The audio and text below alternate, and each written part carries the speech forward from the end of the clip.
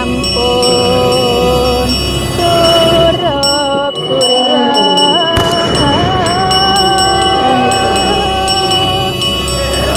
jane rarong angka pusana.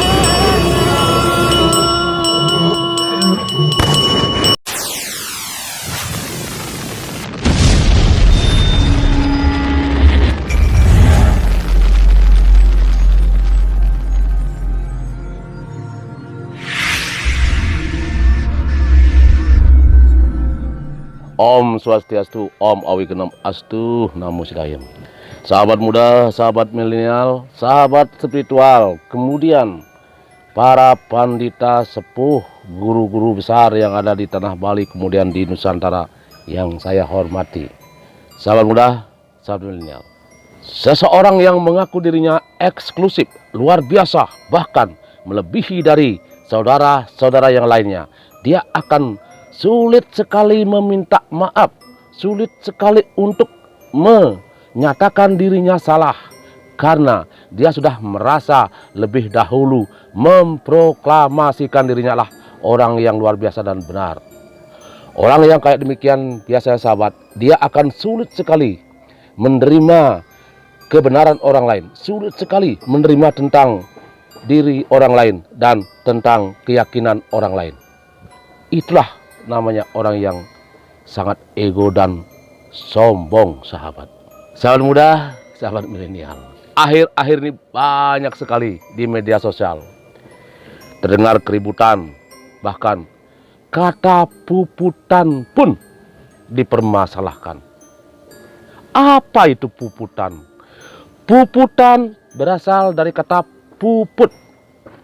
Itu adalah selesai. Kalau kita gabungkan menjadi puputan, menyelesaikan.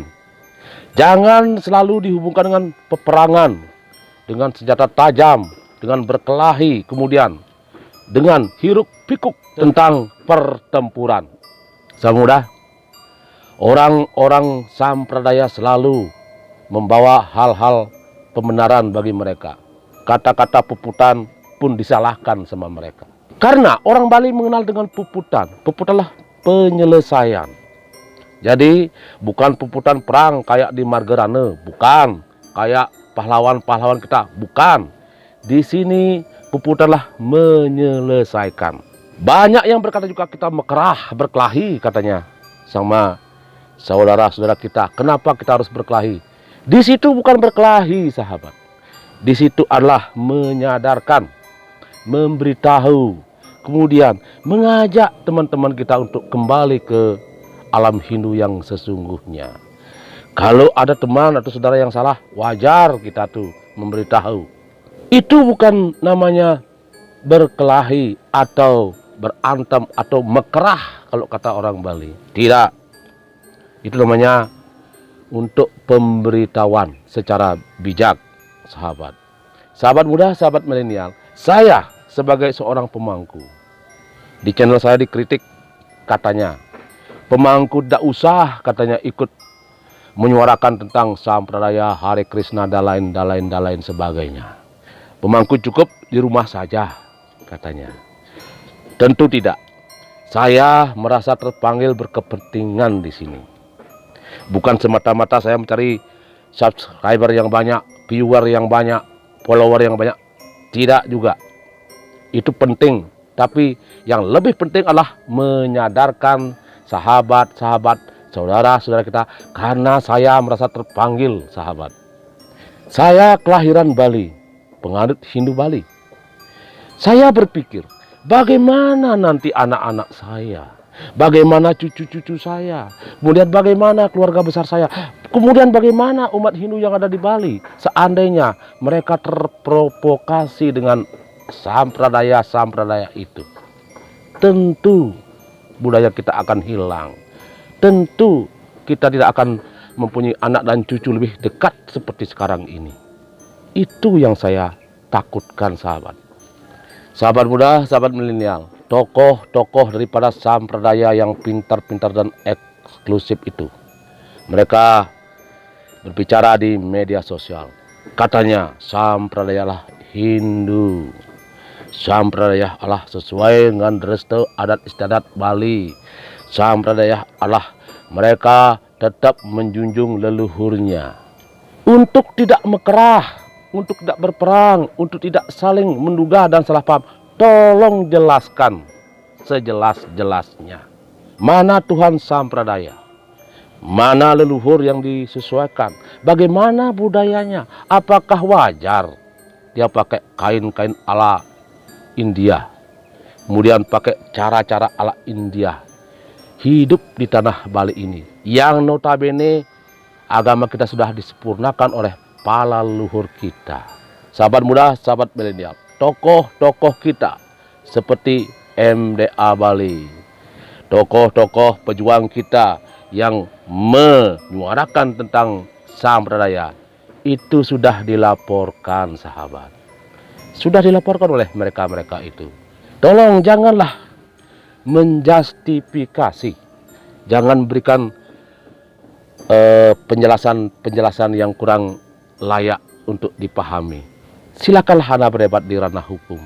Di sana ada hakim, ada pengacara, ada jaksa penuntut. Nah, di sana keluarkan di sana tentang Hare Krishna, kemudian tentang kepala yang bergundul dan berkuncir, tentang budaya, tentang leluhur, semuanya keluarkan di sana. Sehingga tokoh-tokoh kami MDA bisa juga menyeimbangi tentang bukti-bukti yang ada di desa-desa, di masyarakat. Bagaimana tentang kehidupan orang-orang kita di masyarakat. Yang setahu saya banyak sampradaya yang meninggalkan merajannya, meninggalkan pura-puranya, bahkan meninggalkan sahabat-sahabat, menjauh. Sahabat muda, sahabat milenial, di sini kita tidak akan mekerah, tidak akan berperang dengan semeton kami. Semeton kami rangkul kembali, kami ajak kembali supaya hidup berbudaya seperti warisan nenek moyang leluhur kita. Itulah tujuan kami untuk menyuarakan tentang teman-teman sahabat kami yang kena vibrasi Sampradaya itu, sahabat. Sahabat muda, sahabat milenial, sudah banyak sekali kekurangan, banyak sekali juga hal-hal yang sangat mengganggu budaya kita, tentang adat istiadat kita, tentang agama kita, tentang leluhur kita. Itu sudah jelas-jelas kita lihat di alam pedesaan. Banyak sekali. Jadi saya harapkan juga ke depannya mari kita metangi, mari kita bangun untuk membela tanah Bali ini. Saya sebagai pemangku di sini berkewajiban juga untuk menyuarakan itu.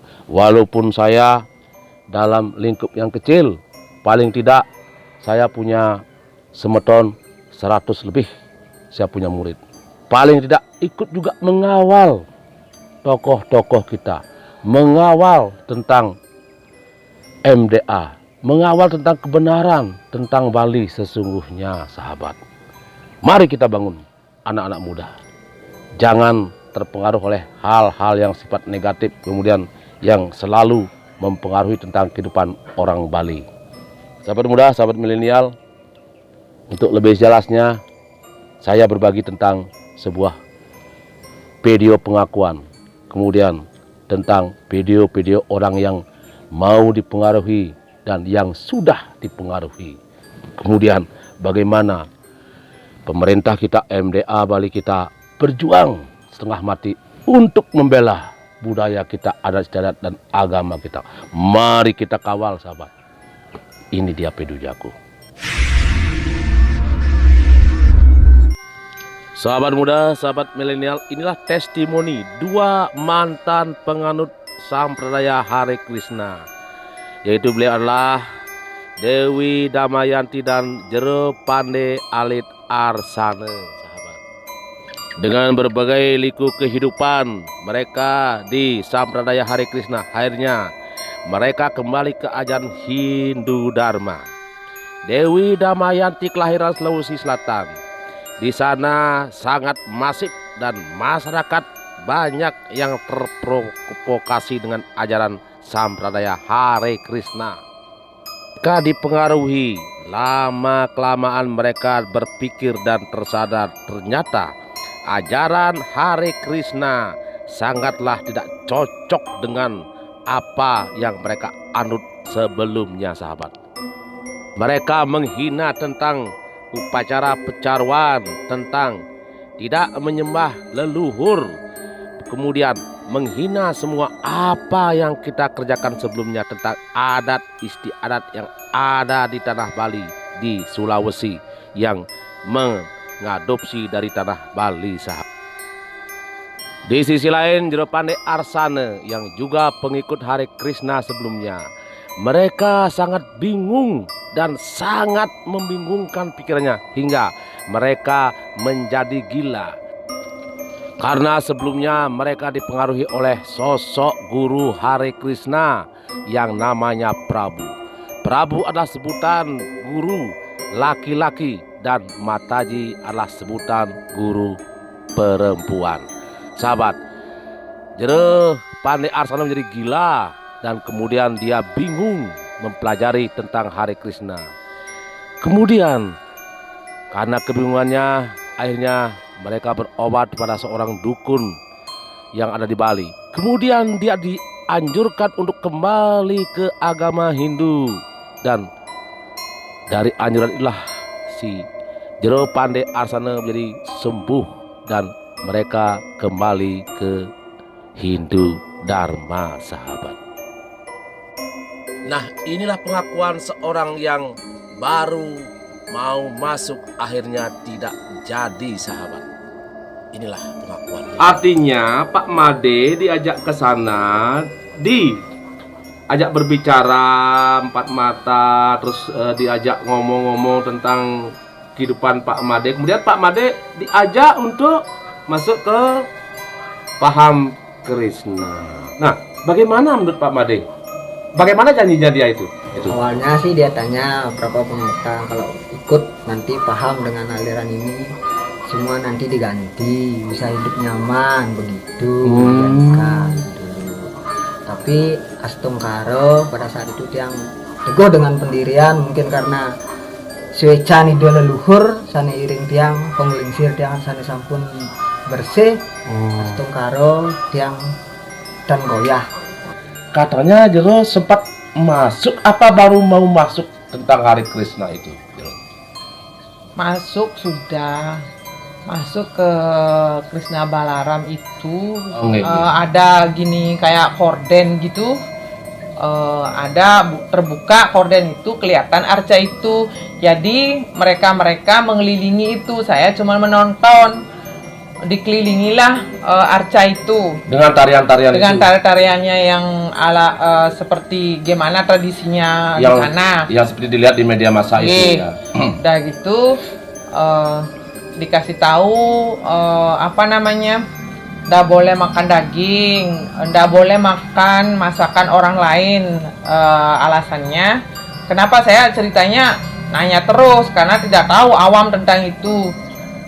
Akhirnya dikasih tahu sama orang sana itu nggak boleh makan masakan orang lain, nanti karmanya yang masak itu ibu yang makan, ibu yang merasakan, ibu yang menerima, gitu dia alasannya. Sahabat muda, sahabat melihat, salah satu akademisi dari Bali yakni Dr. Ide Ayu Made Gayatri. Menurutnya Hare Krishna sebuah ideologi organisasi internasional yang bisa mengancam keutuhan negara Kesatuan Republik Indonesia (NKRI), yang berusaha mengubah gerakan politik, mengubah tatanan agama yang sudah berideologi agama, sahabat.